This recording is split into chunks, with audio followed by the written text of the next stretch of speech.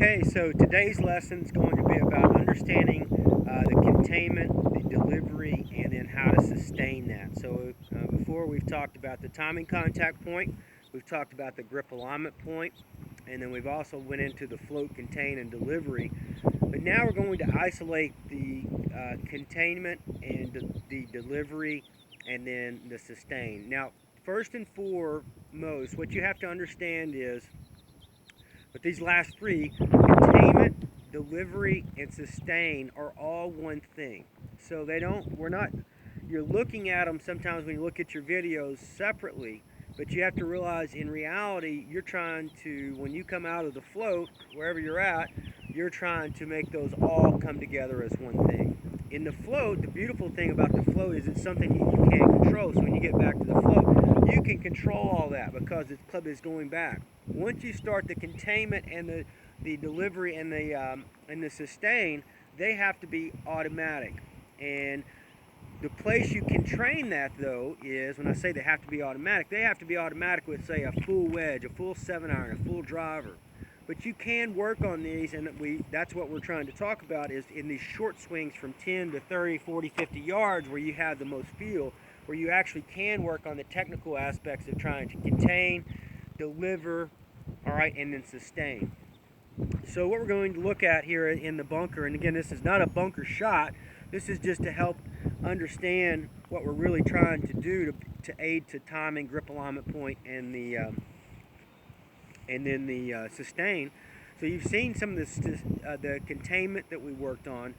You've seen the delivery. They're one thing. And then also, they are one, but they are separate. When you're trying to do it in your golf swing, containment, delivery, and sustain will be the same thing. The one thing you haven't seen yet is you have not seen where we're working on the containment. So the timing contact point as you come through here, again, the sole of the club will be right in front of the ball, a couple inches here. Grip alignment point into just a couple inches past with the lead armpit, knee, hip flexor, and then the ankle. And then sustain would be, just a few more inches past that. Not way out here. And this is not sustaining.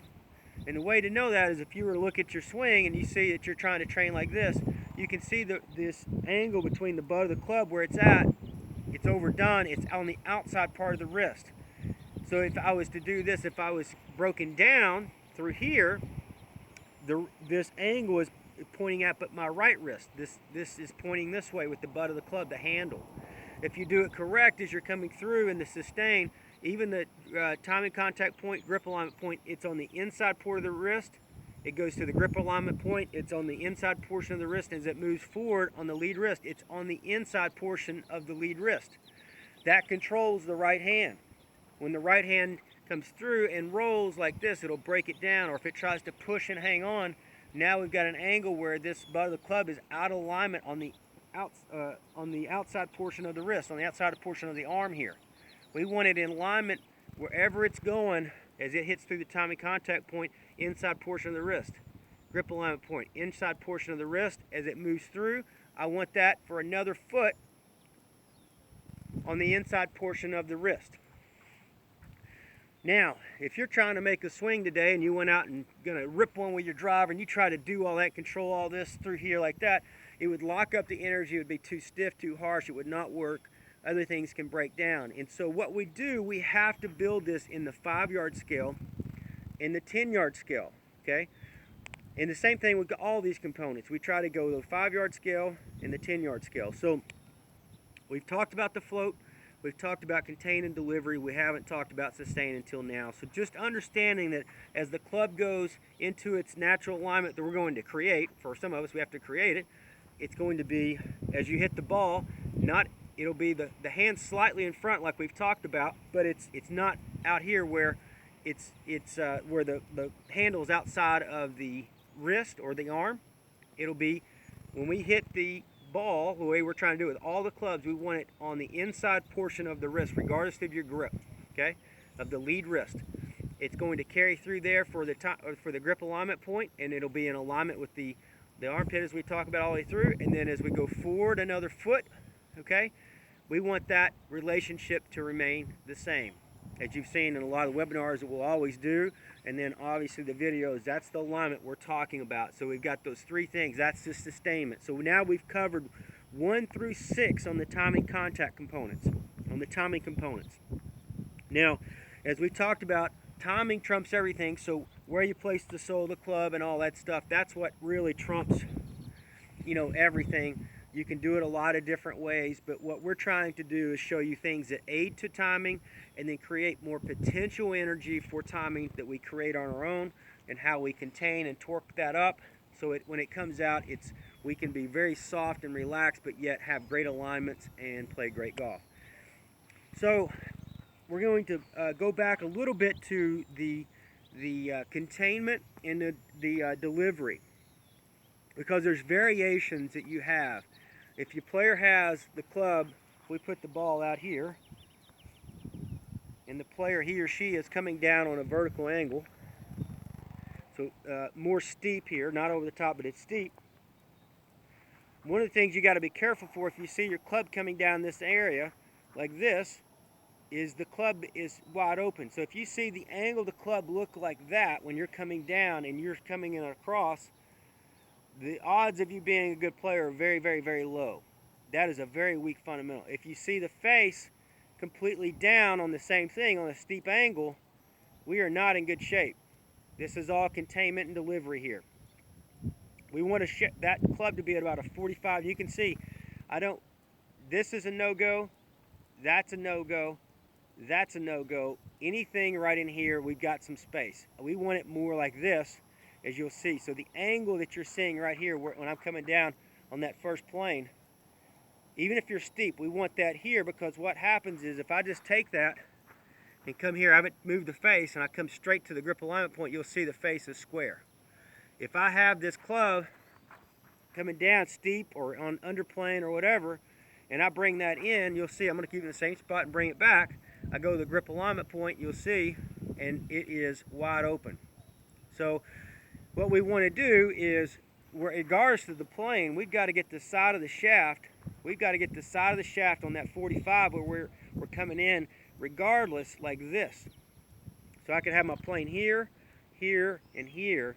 But now, regardless of any of those variable planes, I've got the face, because of the side of the shaft's angled correctly, that now, regardless if I'm underplane, I bring it in, I don't have to use hand action. If I'm steep, if I'm like this and steep, I bring it in, it's square. If I bring it in neutral, like we're talking about, it's always square. So if I get the club, the most common if you're a steep player and you slice the ball, is the club when you're coming, you got this swing like this and you come up, is this club is angled. Just look at the angle and how awkward that is, like this. That's causing your weak flop shots and your real high ball flight and all that. If I turn that, and obviously that goes back to the right wrist and the float, but if I turn that with the right wrist, and I just take my right wrist and turn it like this, then regardless of the plane, when it comes down, it's coming down square, okay, on any plane. So that's why the right wrist is so important. Your back wrist, if you're left-handed, your back wrist is so important in the float, coming out of the float in particular. You could be in the float zone and stay here, and then all of a sudden coming out of the float, take that right wrist and bend it down like some players do, and you take that right wrist and go this way, like we talk about, and then all of a sudden you got the shaft online, and then everything becomes very easy coming through the shot. If you have this club right here, and I come straight down, and if I come straight down, I'm going to hit it high like a flop shot. So if I hit it with a 7-iron full speed, it's not going to go anywhere. It's probably also going to have a lot of spinning with your body, so this open face and then spinning with the body. Now I've got two different types of masses on the ball. It's not going to work, okay? So that's why it's important, okay? So if I get the shaft, if I get the right wrist, like wherever the float's at, and we get the right wrist where we want it, and we're coming down whatever plane we're coming on, I can be patient with my body and my forearms where it comes in naturally square through the timing contact point, grip alignment point, and sustain zone. Now the variations are, let's just say you have one, like you have players that have this club out here like this, starting down with this face like this. That means if you were to play any good coming into the delivery zone, when you're coming through, you would have to rotate your forearms. So if I'm here, then I would have to rotate my forearms. as you're trying to rotate these arms, so the rotation of the forearms look like this, you're trying to rotate the forearms, you got to stabilize the strike coming through. So that tells you how much more work. Most of the time it look like this. Somebody's open face, they'll just flip the forearms over. That looks like this through impact. Okay, so the club staying open like this, and then it'll flip and roll. You'll see some players that can do this where the face open, where they turn it down the right amount, sustain it the right amount, and they get it. It just takes a lot more timing. It takes a lot more understanding. It's a long haul. It's typically nobody ever gets it by doing it this way, and that's why I'm trying to teach you without doing it. But can you do it? Yes. So if your body also is, if the club is steep and we've got it open, and I go to roll the forearms, my body also has to slightly tilt back. If I'm over the top a little bit here, I have to slightly tilt back to hit the baseline plane and through. What I'm trying to teach you here is there's a lot of variations. There's variations in why you would see a player that may or may not do it the way we think is the most optimal. There's a lot of ways to do it. If you become successful by doing it open and tilting back like this, if you become successful and that's your swing style, if you're happy with it, Phil Mickelson does the same thing and it works fantastic for him. Gary Woodland has some of that in his swing.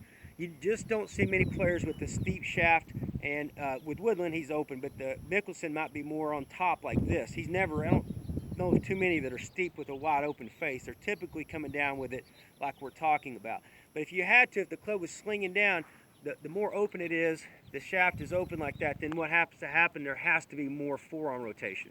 It's the same thing if it's under here and under plane, okay?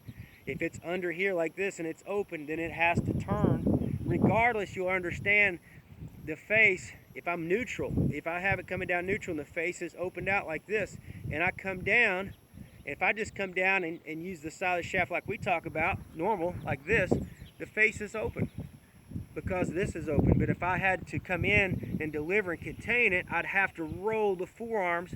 I'd have to roll the forearms, and then I would have to sustain the forearms through. So you're having to dealing with a rolling motion and a forward motion, and you have to time all that up. And we're just not good enough as humans to do that. You're not playing golf every day. Most of us can't do that. So what we want to try to do, that's why we talk so much about the float, is getting the right wrist at the time that it's supposed to be, the right wrist, the angle, the way we want it. So when we go to deliver, that we can just come back through the ball, and it's always square. It's square to the arc, so it's just an easy way to come through the shot, through the timing contact point, grip alignment point, in the sustain zone. So there's a lot of variations with that. Now what happens if we're got the club face shut? So that would be where you can see the club head, if you look here, is pointing down. The face of the club would be pointing down. So basically I took the right wrist and rolled it all the way down like this and kind of rolled that elbow out like this. All right, and then I took it back and I come down and it's like this. Then what has to happen is you'll typically see somebody that has a lot of deep divots with short irons. They hit their long irons very fat. They hit a lot of also flip hooks with their drivers, really hard hooks. Drop kicks are very common with that, with the closed face. They're typically a little better than the players that are really open. So the open is the weakest, so it's going to be real weak ball flight, causes players to hit at it. The players that are really shut, where the face is pointing down, will typically back bend a little bit so they can get the handle somewhat in the area that takes to strike it. But they hit a lot of drop kicks. So drop kick is if we're trying to hit the ball square or slightly in front of the iron, it would be behind the ball, and then there would be a lot of roll of the forearms as well, because they hang on like this, and all of a sudden that thing breaks loose and it's spinning like crazy because of that strength. So what we want to do with that is we want to teach that player the same way. You have to, most of the time it comes with that player is some right hand grip issues, being too strong. They'll push the club down as they're taking it back. They'll push this is going back instead of swinging it back wide like we talk about and doing it at the end. They're doing it as soon as they take the club back. There will usually be like a forward press, and they'll bend that wrist down, and then it'll look like this and then that. So for that player, what we do is we swing that club nice and wide, and we try to teach them, wait to do that right wrist, be patient, so that the club comes down, like we said, at this 45, where whatever plane you're on, then all of a sudden I could be here, it comes in square. I could be here, it comes in square. I could be vertical here, and if I'm not twisting my body, if I'm here, then it just comes down square, okay? And that's the easiest way to do it, okay? And you have to study that. You know, you need an app. Use the V1 app to do it. Don't get in there and study a lot of different swings and all that stuff. Just study your swing and relative to what we're talking about. So you got the face, because that affects the containment and delivery. And so that's, and the face is affected to how you do it. I don't want people trying to do it because the feels are everything. The solution is everything. Always use the side of the shaft, because if that's here, the middle and the side of the shaft, so the middle of the club right here, right in the middle, all right, and the side are most important. And why are they? And the reason why they are is when you're swinging, any swing, just like this and coming through, the pressure and the torque of the shaft, or if you're a high-level player, will be in the middle of the club. The pressure and the energy, like, so when I go to swing back through, this pressure is all in this area of the club, from here all the way through up to the top. With a high handicapper, it will always be in that club head. So that's why they can't feel the club head, because it's one moving the fastest. A good player, a high-level player, will have this containment here, so you want to think of the pressure being in the side of the shaft. I don't mean physical pressure, I just mean the resistance as the club starts down, okay? So we can feel it more in the middle of the shaft than we can any other part if we're doing it correctly. If I'm trying to feel it my club head in the face, this thing could be going in all different directions, because I'm not thinking of the resistance of the side of the shaft and the angle of it. I can feel the angle of it better as well. Okay, so this would be, again, would be wide open regardless of the plane it's on. This would be closed. If I spin it that way, take my right hand and bend it all the way and roll it down and turn it inward, that would be closed. And then we would have, again, that would be neutral. Okay, and how you do that is you just swing it back, and then you bend that right wrist in the float, and you get it on the angle. And then once you've got that containment, you just apply that forward. And it doesn't take a lot of, then you don't have to create force, because you've got the side of the shaft where now it's naturally trying to line itself up back up into its natural neutral alignment, which is, this is the, when I say natural neutral alignment, that's the alignment, not at the ball. The natural neutral alignment would be right through here, okay, that we're trying to create for players. And so we'll be doing more videos on containment and delivery and sustain as we go, more individually based videos, but this is the baseline. That's why in our program I tell you there's a lot of ways to do it. I'll never ever tell anybody that you have to have you have to be exact like this, or you have to be exact like this, or you have to be like this. We like this, obviously, when we're coming down. This is what we'll hear us mostly teach about, but you may have a style that's steeper like this. But then you need to know if this is my natural area and this is where I'm playing from, there's been a lot of phenomenal players from there. So if your face looks like this, or your side of the shaft looks like that, coming down like this, you need to know that. If it's like this, you need to know that and where we're trying to get that angle to, because you can be steep like this, like most people are, if you understand the face relative to that and what your body patterns have to do relative to that as well. And then you, what we call, inchworm yourself back to somewhat neutral over time. Doesn't have to be today, but I can tell you, if you're playing with your face from a steep angle like this, you probably got you're not going to play very good golf in general, because you're going to have too much arm rotation and flip. Okay, and regardless, if you do have this and you figure it out, well, that's great. I'm just showing you it's an option. I'm not saying people can't play there. I'm just saying that it makes it more difficult. That's all. And so sometimes we just have to take the natural style. Sometimes under here too, players come in from underneath, they're tilting back, which is a dead move. So if your club's underneath and your spine's tilt back, that's a dead move, okay? You're gonna have to, again, come up with the forearms and do all these things and try to save it and so forth. But if you do it long enough and you figure it out, there's a way to figure all that out. It just takes more timing, okay, more awareness. We want to try to help you if you're one of these players that's tilted and underplaying like this, and your club's shut or open or whatever. If we just start to straighten up the body, meaning if I start to straighten up the body, get it more on top like this, then all of a sudden things line out better. So all this is about understanding your swing and starting to know where the direction is you want to go with it. And then when you get it locked in with whatever style it is that you've chosen for the containment and the delivery and sustain, and you get your ball flight, because that trumps everything, which is timing. If you get that where you want it, just play with it and enjoy it, and that's what it's all about. We have one last timing component that we'll be talking about, and we'll do that on its own, and that's called proper sequential motion, which is something that helps you understand the whole overall pattern, and it's really just about flow. It's all about flow. So you'll have your style, you have your timing that you like and all that, and then it's a matter of having the flow coming in behind that. So anyway, enjoyed this video, and I hope you enjoyed as well. Thank you.